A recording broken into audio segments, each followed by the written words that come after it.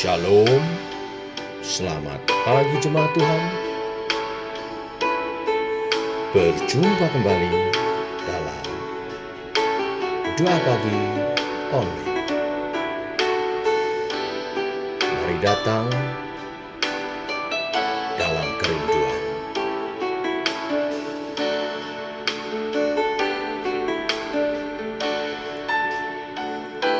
Seperti rusa yang haus, rindu aliran sungaimu.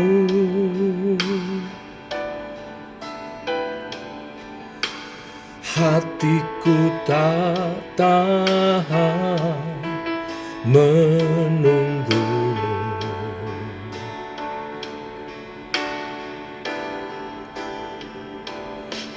Bagai padang gersang menanti datangnya hujan,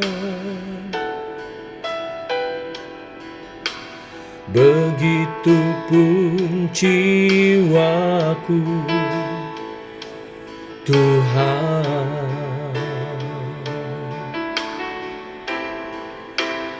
Hanya Engkau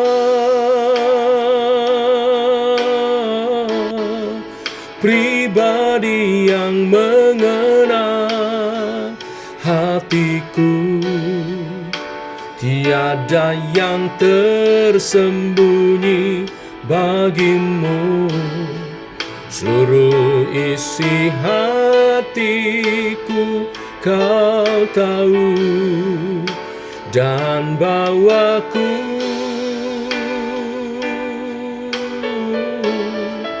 untuk lebih dekat lagi padamu, tinggal dalam indahnya dekapan kasih-Mu.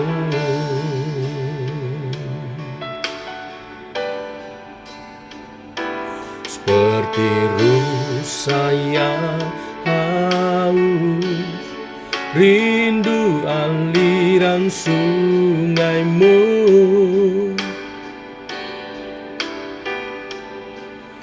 Hatiku tak tahan menunggumu.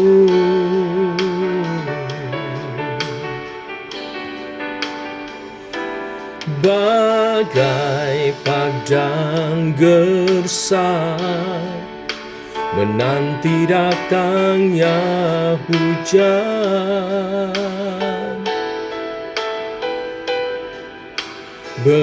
begitupun jiwaku, Tuhan.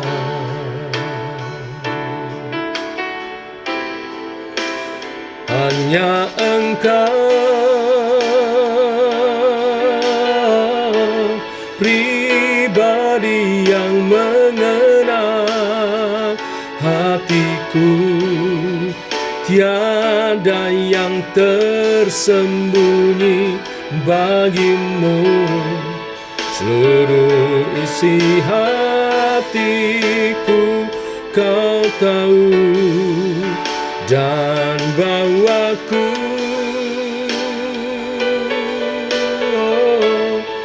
untuk lebih dekat lagi padamu, tinggal dalam indahnya dekapan kasih-Mu.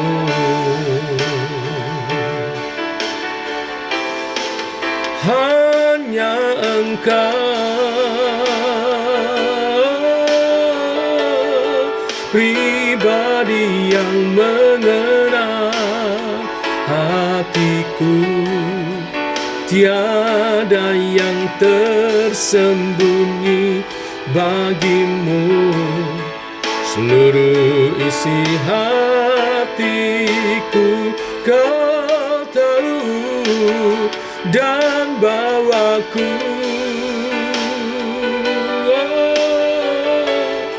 untuk lebih dekat lagi padamu, tinggal dalam indahnya dekapan kasih-Mu.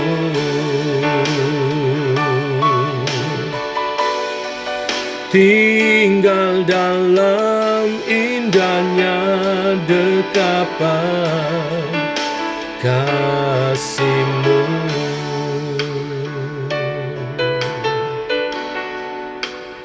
Tinggal dalam indahnya dekapan kasih-Mu.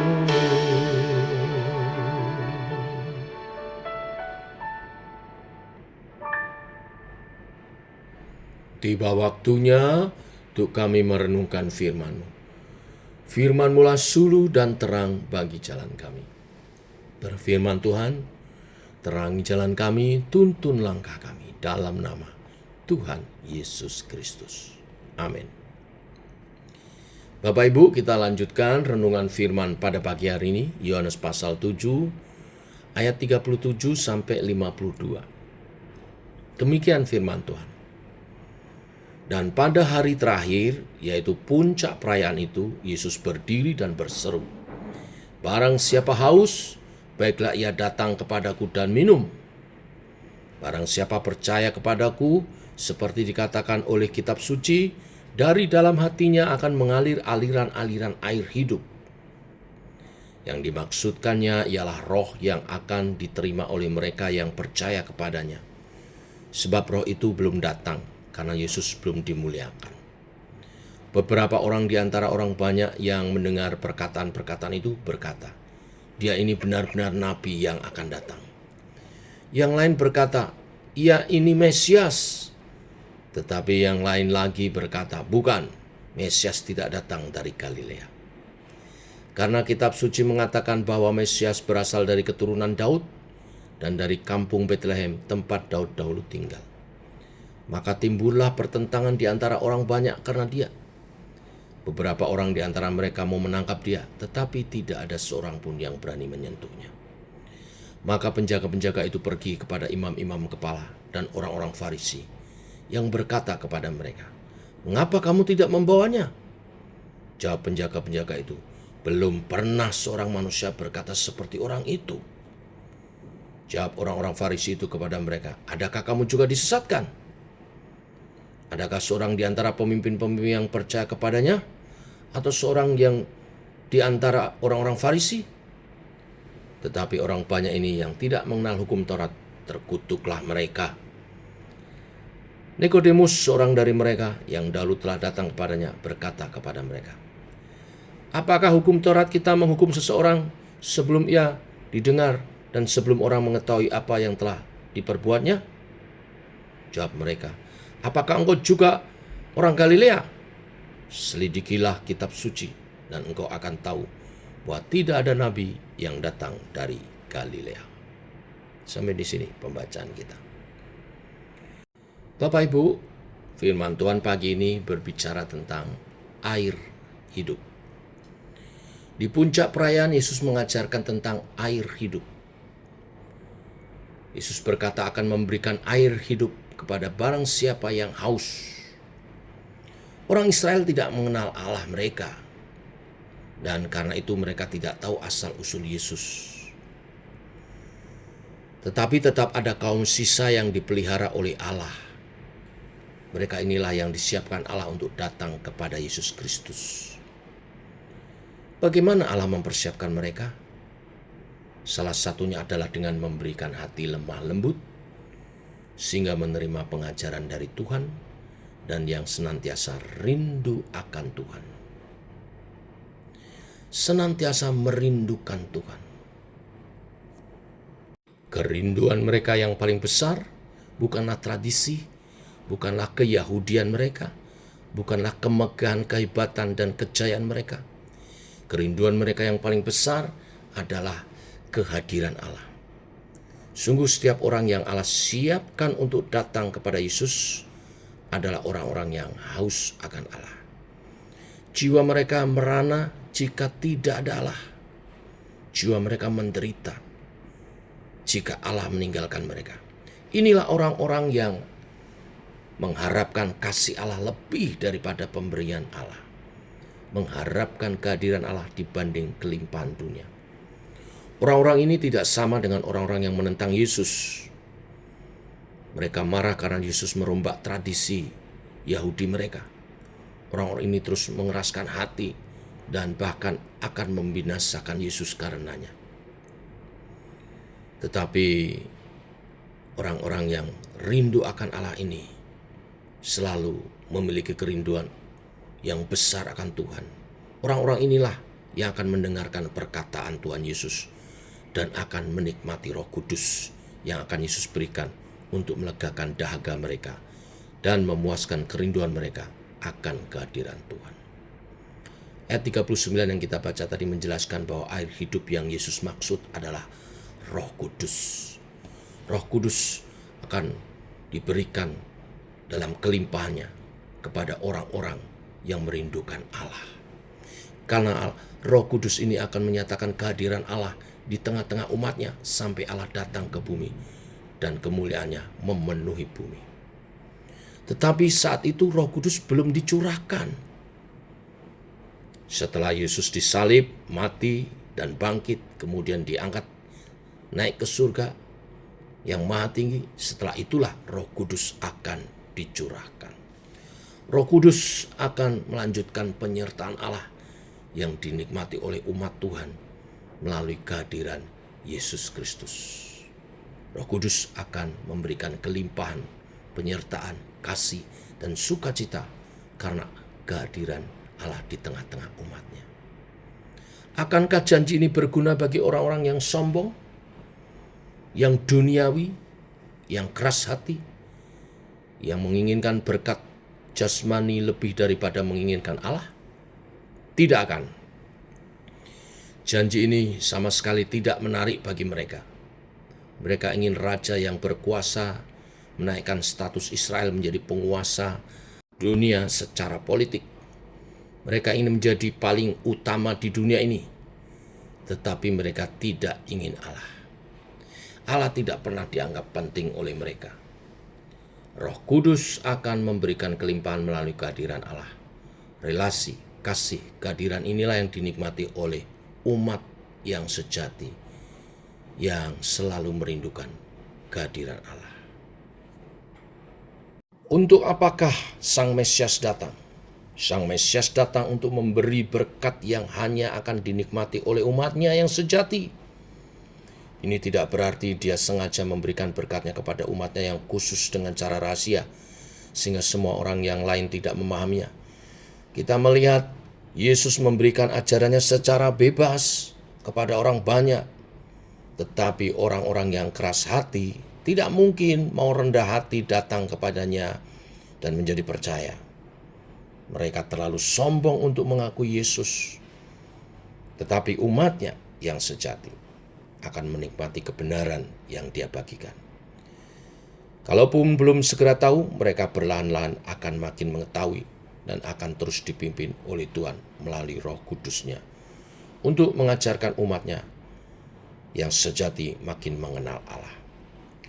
Tidak ada orang dengan hati yang tulus akan dibuang oleh Tuhan. Orang-orang yang berhati tulus murni mau mencari Tuhan, rindu melihat wajahnya, mereka ini akan datang kepada Kristus. Bapa akan memanggil domba-dombanya untuk datang kepada Sang Gembala.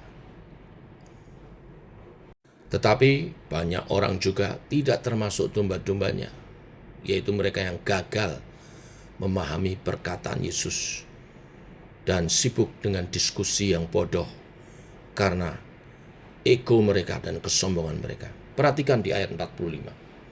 Ketika para penjaga yang seharusnya menangkap Yesus menyadari siapa Yesus, mereka tetap diam dan tidak bergerak untuk menangkap dia. Mereka takut karena mereka sadar ada sesuatu yang sangat berbeda dari Yesus Kristus.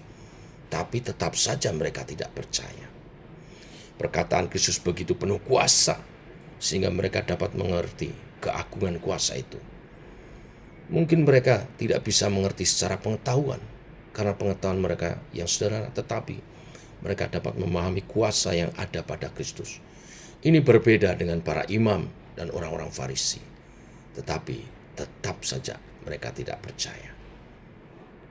Mereka gagal memahami pengertian yang Yesus ajarkan, dan mereka juga menolak untuk mengakui kuasa yang ada pada Yesus.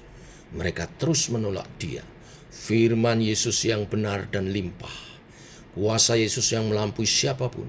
Semua ini mereka tolak atas satu alasan saja, yaitu karena Yesus berasal dari Galilea. Ini sajakah alasan mereka menolak Yesus? Ya. Apakah perkataan Yesus bahwa Dia berasal dari Bapa di surga tidak mereka perhatikan? Apakah kuasanya, pengajarannya, mujizatnya, dan semua perbuatannya yang lain mereka perhatikan? Tidak. Lalu apa? Masakan menolak Yesus hanya karena Dia pernah tinggal di Galilea? Ya, inilah alasan yang mereka kemukakan untuk menolak Yesus. Betapa bodohnya mereka. Tuhan memberikan kelegaan bagi yang haus akan Dia. Tetapi orang-orang bodoh ini tidak bisa menikmatinya. Karena mereka tidak pernah merindukan Tuhan. Mereka hanya merindukan orang Yudea, bukan Yesus yang pernah tinggal di Galilea. Sekalipun Yesus datang dari surga atau bukan tidak penting, asalkan jangan dari Galilea. Yesus benar atau tidak juga tidak penting bagi mereka jika Dia dari Galilea. Tolak saja Dia. Itu sebabnya kedatangan Kristus hanya akan menghibur domba-dombanya. Yang tidak termasuk domba-dombanya tidak akan tergerak untuk datang kepada Dia. Kalau kita pagi hari ini berdoa bersama dalam iman percaya kepada Tuhan Yesus, datanglah dalam kerinduan, karena itulah yang menunjukkan saudara dan saya adalah domba-dombanya. Pribadi-pribadi yang selalu merindukan kehadiran Allah. Dan mereka yang selalu merindukan kehadiran Allah, mereka akan dituntun kepada kebenaran, jalan dan kehidupan, yaitu Yesus Kristus Tuhan. Air hidup akan dicurahkan, memberi kepuasan kepada setiap jiwa yang dahaga. Allah Roh Kudus yang akan menuntun kita makin hari makin mengenal Kristus dan menjadi serupa dengan pribadinya. Inilah kebenaran firman pagi ini, biarlah menguatkan setiap kita dan mengarahkan hidup kepada Kristus. Tuhan memberkati. Mari kita berdoa. Bapa, kami mengucap syukur oleh kasih anugerah-Mu, firman-Mu dahsyat. Pagi hari ini Engkau mengajar kami air hidup, yaitu Roh Kudus yang Kau telah curahkan. Dan setiap kami yang haus dan rindu akan pribadi Allah akan dipuaskan, karena akan membawa kami bertemu dengan pribadi-Mu Tuhan. Tuhan Yesus, pribadi, jalan, kebenaran dan kehidupan, untuk kami sampai kepada Bapa di surga. Tuntunlah kami, terus berkarya dalam diri kami Allah Roh Kudus. Segarkan jiwa yang dahaga. Roh hikmat, tuntun kami mengerti kebenaran-kebenaran-Mu, makin mengenal-Mu secara pribadi. Inilah doa kami, menyertai sepanjang hari ini, bahkan minggu ini, berjalan bersama dengan Tuhan. Dalam nama Tuhan Yesus Kristus. Amin. Selamat pagi jemaat Tuhan. Shalom.